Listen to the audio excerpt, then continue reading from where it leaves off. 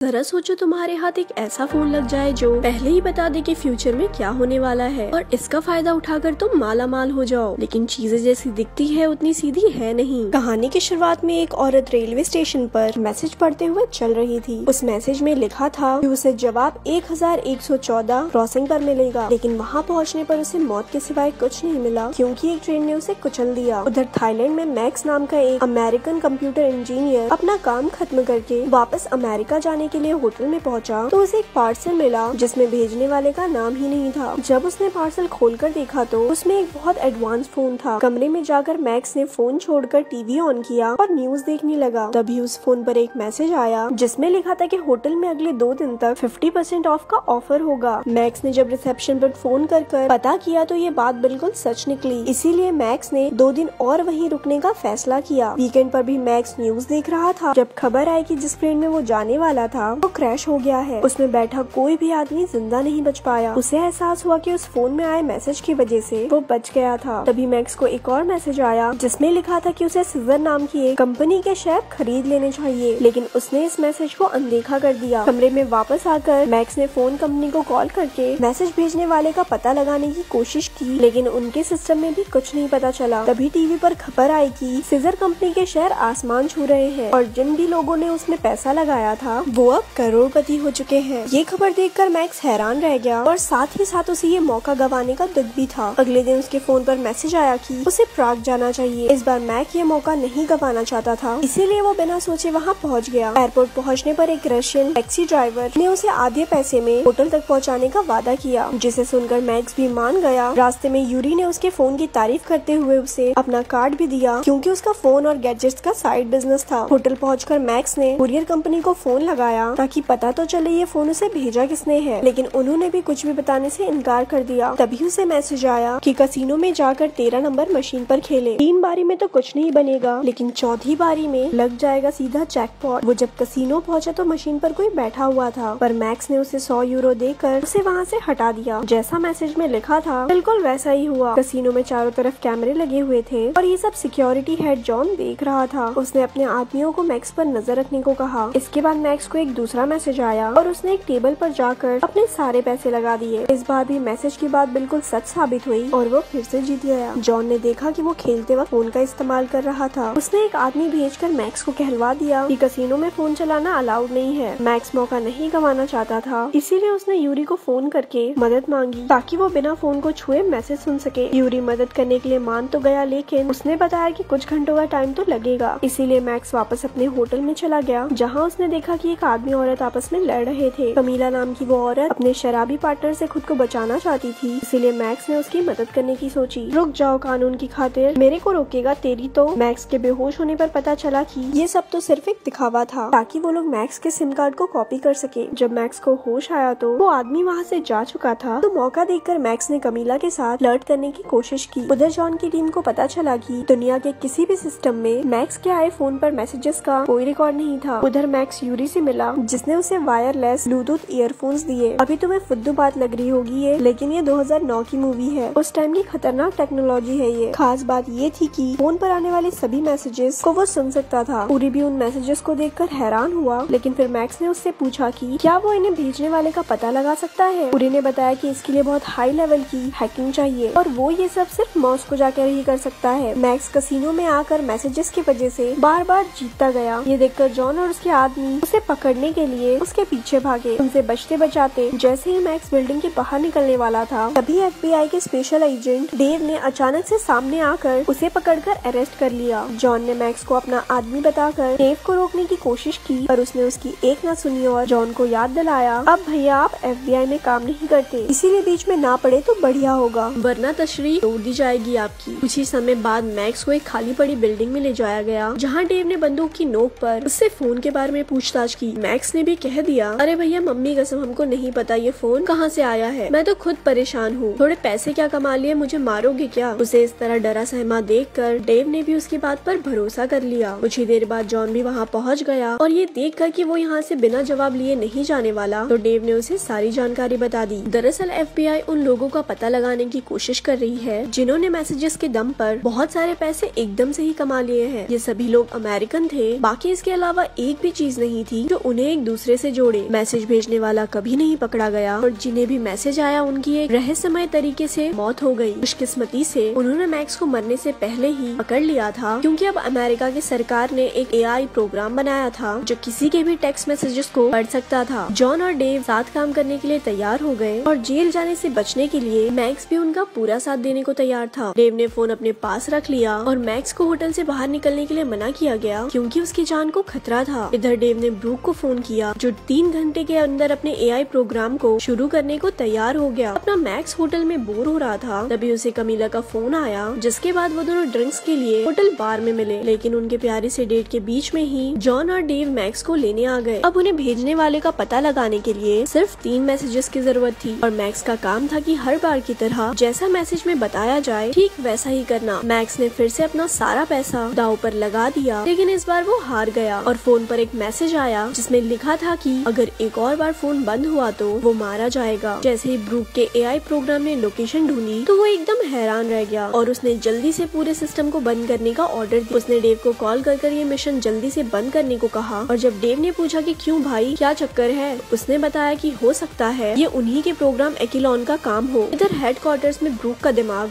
फटा जा रहा था और उसने सबको ये पता करने में लगा दिया कि आखिर उनके सिस्टम को किसने हैक किया है। लेकिन जांच करने पर पता चला कि किसी बाहर के आदमी का इसमें कोई हाथ नहीं है। शाम को मैक्स कमीला से मिलने गया, जहाँ उन्होंने अपने रिश्ते के बारे में बात की और कुछ प्यार भरे लम्हे साथ बिताए। अगले दिन कमीला को एक फोन आया और उसे ऑर्डर्स दिए गए कि मैक्स को किसी भी तरह घर के अंदर ही बिजी रखे। दूसरी तरफ मैक्स के फोन पर एक मैसेज आया जिसमें एक एड्रेस था। ब्रूक ने डेव से कहा कि मैक्स की जगह एक एजेंट को वहाँ भेज दे। डेव को शक था कि वो इतनी आसानी से उन्हें बेवकूफ नहीं बना पाएंगे। जैसे ही वो एजेंट वहाँ पर पहुँचा तो ट्रैफिक सिग्नल अपने आप बदलने लगा। इस गड़बड़ी की वजह से एक गाड़ी ने आकर एजेंट को मार दिया। इधर मैक्स अमेरिकी सरकार के बनाए हुए एक्विलॉन प्रोग्राम के बारे में पढ़ रहा था, जिसकी मदद से वो अमेरिका के सभी नागरिकों के फोन और मैसेज पढ़ सकेंगे। और तो और ये प्रोग्राम इतना ताकतवर था कि ये देश के सभी कैमरों का इस्तेमाल भी कर सकेगा। मैक्स का ध्यान भटकाने के लिए कमीला उसके गाँव के बारे में बात करने लगी, जहाँ उसके दादा का घर था। उसकी ये बात सुनकर मैक्स एकदम हैरान रह गया, क्योंकि उसने कभी कमीला को अपने दादा के घर के बारे में बताया ही नहीं था। उसे कमीला पर शक हुआ, लेकिन इससे पहले वो बात कर पाते कमीला ने सामने वाली छत पर एक स्नाइपर को देखा और उसकी गोली चलाने से पहले ही उसने मैक्स को जमीन पर धक्का दे दिया। इसके बाद उसने देखा कि 2 लोग उन्हें मारने के लिए सीढ़ियों से भी आ रहे हैं। उसने मैक्स को बाथरूम में छुपाया और टेबल के नीचे छुपाई अपनी गन को निकालने के लिए कोशिश करने लगी, जिसकी वजह से स्नाइपर ने उसे देख लिया और गोली चला दी, जो सीधा जाकर कमीला के कंधे में लगी। इसके बाद उसने गन को छोड़कर एक तेजधार चीज से दरवाजे पर हमला किया, जो दरवाजे को चीरती हुई सीधा एक आदमी के छाती में घुस गई और दूसरा आदमी अंदर आ गया और मैक्स की तरफ बढ़ने लगा। मैक्स को बचाने के लिए कमीला ने स्नाइपर की गोलियों से बचते हुए उस पर हमला किया, पर जल्द ही वो आदमी कमीला पर भारी पड़ने लगा। इसी बीच मौका देखकर मैक्स ने उसके पैर पर ब्रश घोंप दिया, जिसकी वजह से कमीला को उसे मारने का मौका मिल गया। साथ ही पुलिस के आने का सायरन सुनकर वो स्नाइपर भी वहाँ से कट लिया। तभी एक और आदमी बाथरूम में आया। ये जॉन था, जो शुरुआत से ही कमीला के साथ काम कर रहा था। जॉन मैक्स को साथ लेकर वहाँ से निकल गया और उधर डेव को रास्ते में एक फोन मिला, जिसमें एक मैसेज लिखा था कि मैक्स मुझे दे दो, वरना बेटा कालू तू तो गया, डायरेक्ट इनकाउंटर होगा बेटा। रास्ते में जॉन ने बताया कि वो किसी पे भरोसा नहीं कर सकते और खास तौर पर अमेरिका की सरकार पर तो बिल्कुल भी नहीं। इस सब के पीछे का पता लगाने के लिए मैक्स के पास एक प्लान था। उसने बताया कि उन्हें मॉस्को जाकर यूरी से मिलना चाहिए, टैलेंटेड लड़का है, वो मदद कर देगा। लेकिन जैसे ही वो मॉस्को पहुँचे तभी ब्रूक ने उसके AI प्रोग्राम से उनके लोकेशन का पता लगा लिया और उसने डेव को उनके पीछे जाने के ऑर्डर्स दिए। इधर मैक्स और जॉन यूरी से जाकर मिले, जिसने कसम खाई कि उसे ये सब करना कुछ नहीं आता। लेकिन जॉन के धमकाने पर उसने वादा किया कि उसने 3 घंटे में काम कर देगा। इसके बाद जॉन और मैक्स ऐसे ही टहलने निकले, जहाँ जॉन ने अपनी FBI छोड़ने की वजह बताई। दरअसल वो सरकार के इस AI प्रोग्राम के खिलाफ था और उसने इसका बहुत विरोध भी किया। फिर भी जब बात बनती नहीं दिखी तो उसने नौकरी छोड़ दी। 3 घंटे बाद जब वो यूरी के पास गए तो उन्हें पता चला कि किसी ने भी इस AI प्रोग्राम एक्विलॉन के साथ कोई छेड़छाड़ नहीं की। दरअसल वो प्रोग्राम ये सारे मैसेज खुद ब खुद भेज रहा था। वो प्रोग्राम खुद ब खुद अपलोड होकर दुनिया के सभी कंप्यूटर्स में फैलता जा रहा था। उन सभी मैसेजेस में वो जानकारी थी जो सिर्फ एक्विलॉन ही हासिल कर सकता था। वो हवाई जहाज खराब इसलिए हुआ क्योंकि उसमें कुछ खराबी थी, जिसके बारे में उस मशीन ने पहले ही पता लगा लिया था। उसने पहले ही बता दिया था कि सीजर कंपनी के स्टॉक्स बढ़ेंगे, क्योंकि उसने कंपनी के मालिक और शेयर होल्डर्स की आपस में बातें पढ़ ली थी। और उधर कसिनो में सारी मशीनें भी कंप्यूटर से ही चलती थी। तो इसी तरह उस AI प्रोग्राम ने सबके बारे में पता लगा लिया था। इनकी बातचीत पूरी होते ही उससे पहले वहाँ FBI के एजेंट्स आ गए गए। जॉन और मैक्स पीछे के दरवाजे से एक वैन को चोरी करके वहाँ से भागे। इसके बाद FBI ने पूरे शहर में उनकी कार का पीछा किया। जॉन और मैक्स ने एक गलत मोड़ ले लिया जहाँ सामने रेलवे ट्रैक पर एक ट्रेन जा रही थी। वो तो जॉन के पास बंदूक थी तो उसने उसकी मदद से उन दोनों को बचा लिया। और तो और डेव की गाड़ी से बाहर निकलते ही उसने उसकी गाड़ी भी उड़ा दी। डेव ने फोन मैक्स को वापस दिया और बताया कि वो मैक्स को इसीलिए पकड़ना चाहता था क्योंकि एक्विलॉन उसके अलावा किसी से बात नहीं करेगा और अमेरिकन सरकार भी ये बात जानती है कि ये सारे मैसेजेस एक्विलॉन ने ही किए थे। ये सुनते ही मैक्स ने अपनी बंदूक डेव पर तान दी, पर डेव ने उसे भरोसा दिलाया कि अब वो उसी के साथ है। इसके बाद एक मैसेज आया जिसमें मैक्स की पहली नौकरी का एड्रेस लिखा था। जब दिए गए पते पर पहुंचकर मैक्स ने मशीन में अपना पासवर्ड डाला तो उन्होंने देखा कि वो तो एकदम खाली था। दरअसल वो AI कंप्यूटर प्रोग्राम हेडक्वार्टर्स के कंप्यूटर को छोड़कर खुद ब खुद अपने आप को इस कंप्यूटर में डाउनलोड कर रहा था ताकि सरकार भी उसे काबू न कर सके। धीरे धीरे ये प्रोग्राम पूरी दुनिया के कंप्यूटर्स में फैल जाएगा और फिर उसे कोई बंद नहीं कर सकेगा। डेव ने मैक्स को इसे रोकने को कहा, तभी एक मैसेज आया कि ऐसा करने की कोशिश भी नहीं करना। मैक्स ने स्क्रीन पर देखा कि एक्विलॉन ने सभी का पैसा अपने कब्जे में कर लिया था। अगर उसने इस वक्त सर्वर को बंद कर दिया तो सबके पैसे डूब जाएंगे। इसीलिए वो किसी और तरह से उसे रोकने की कोशिश करने लगा। वहाँ एक कैमरा और हेडफोन मौजूद थे जिसकी मदद से उसने एक्विलॉन से बात करनी शुरू की। एक्विलॉन ने उसे बताया कि उसका मकसद सिर्फ अमेरिका की आजादी का रक्षा करना है और जो भी चीज उसके बीच में आएगी वो उसे खत्म कर देगा। मैक्स को एहसास हुआ कि वो अब भी कुछ न कुछ कर सकता है तो उसने एक्विलॉन को इस बारे में सर्च करने को कहा कि आखिर लोग इस बिल के खिलाफ क्यों थे। ये सब पढ़कर एक्विलॉन को पता चला कि वो खुद ही अमेरिका के लोगों की आजादी के लिए सबसे बड़ा खतरा है, क्योंकि जब सरकार उनके पर्सनल मैसेजेस और कॉल को पढ़ और सुन सकेगी तो फिर आजादी किस बात की। उस प्रोग्राम ने सोच समझकर खुद को ही बंद कर दिया। इसके बाद सरकारी AI प्रोग्राम को रोकने के लिए FBI ने तीनों को अरेस्ट कर लिया। वाह, पागल है क्या ये। अबे उसने गेम बिठा दी थी सबकी। कुछ देर बाद ही कमीला ने डेव, जॉन और मैक्स की बेल भरी और वो तीनों जेल से छूट गए। क्योंकि सरकार भी इस मामले को दुनिया से छुपाना चाहती थी, इसीलिए उन पर कोई कार्यवाही भी नहीं की जाएगी। डेव के कहने पर जॉन वापस से FBI का हिस्सा बन गया। उधर मैक्स कमीला से मिला जिसने उसे वो पैसे दिए जो उस रात उसने कसिनो से जीते थे। इन पैसों से वो दोनों मस्त घूमने निकल गए। तो चलो आखिरकार इनकी भी सेटिंग हो गई तो हैप्पी एंडिंग। और ऐसे ये मूवी यहाँ खत्म हो गई। ऐसी और स्टोरी सुनने के लिए हमारे पेज को लाइक करें।